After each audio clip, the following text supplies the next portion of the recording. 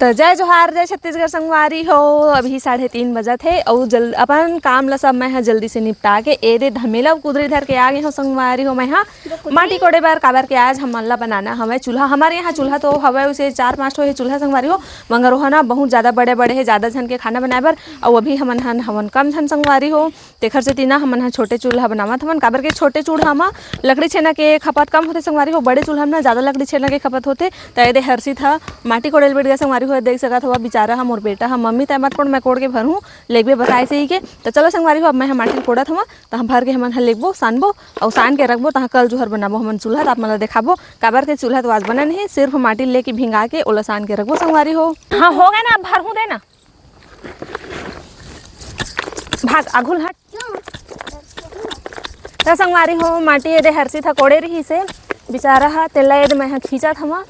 फिलहाल हमन ला 2-3 धमेला लेगना है, एक धमेला तो होवा नहीं। तो एदे भरा गए, अब मैं ले माटी ला जोड़ते जा रहा हूँ बस।